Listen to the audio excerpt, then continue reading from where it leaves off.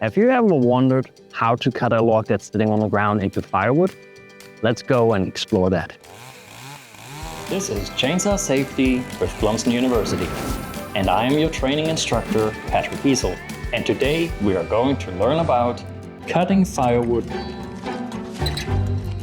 So when you're cutting a log that's on the ground into the firewood, you have to be aware that you cannot just come in and cut from the top and cut all the way through, because you would be cutting into the ground, which then would dull your saw chain.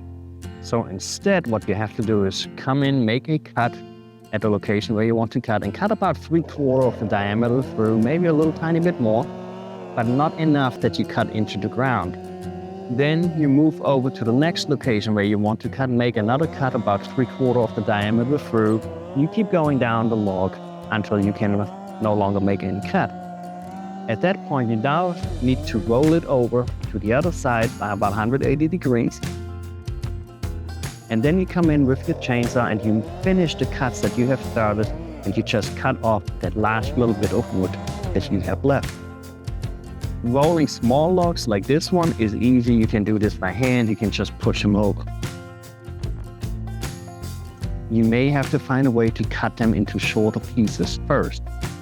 Oftentimes that may involve digging a little hole underneath the spot where you want to sever two pieces of a log, right? So that you can make a cut all the way through.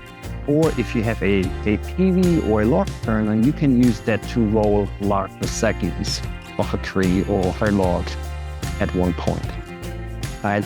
That is something that's up to you. You have to see what tools you have available to you. A chain will work, a tractor with forks will work. There's different ways of turning a log.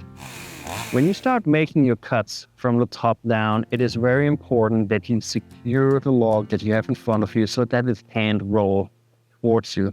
As you recall, if you're making a cut with the underside of the chainsaw, you're having the pull force, which means that log wants to pull towards you.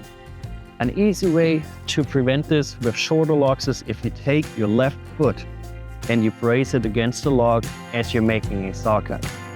Just keep in mind that you don't ever really want to have your foot close to your saw or on the log, so you have to be very careful, very mindful when you make your cut as you get closer and closer to your foot, so that you do not accidentally cut into your foot as you secure the log.